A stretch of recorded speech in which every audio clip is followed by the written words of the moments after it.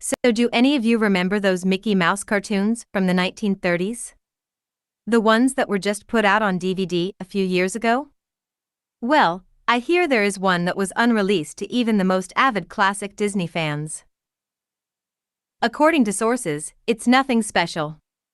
It's just a continuous loop, like Flintstones, of Mickey walking past 6 buildings that goes on for 2 or 3 minutes before fading out.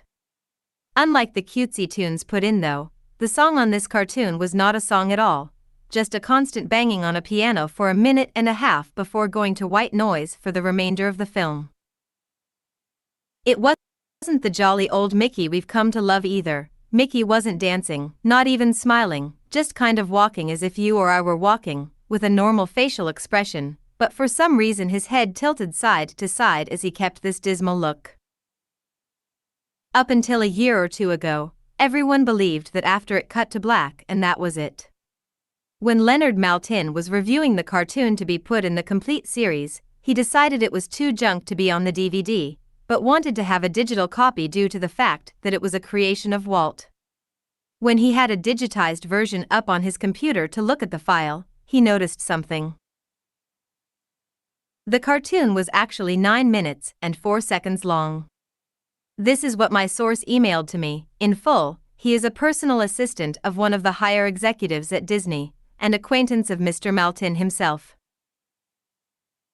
After it cut to black, it stayed like that until the 6th minute, before going back into Mickey walking. The sound was different this time. It was a murmur. It wasn't a language, but more like a gurgled cry.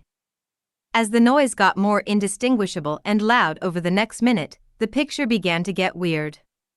The sidewalk started to go in directions that seemed impossible based on the physics of Mickey's walking. And the dismal face of the mouse was slowly curling into a smirk. On the 7th minute, the murmur turned into a blood-curdling scream, the kind of scream painful to hear, and the picture was getting more obscure. Colors were happening that shouldn't have been possible at the time. Mickey's face began to fall apart. His eyes rolled on the bottom of his chin like 2 marbles in a fishbowl, and his curled smile was pointing upward on the left side of his face.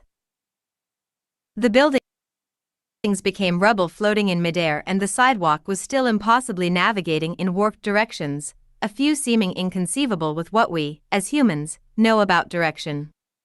Mr. Maltin got disturbed and left the room, sending an employee to finish the video and take notes of everything happening up until the last second, and afterward immediately store the disc of the cartoon into the vault. This distorted screaming lasted until 8 minutes and a few seconds in, and then it abruptly cuts to the Mickey Mouse face at the credits of the end of every video with what sounded like a broken music box playing in the background. This happened for about 30 seconds. And whatever was in that remaining 30 seconds I haven't been able to get a sliver of information about.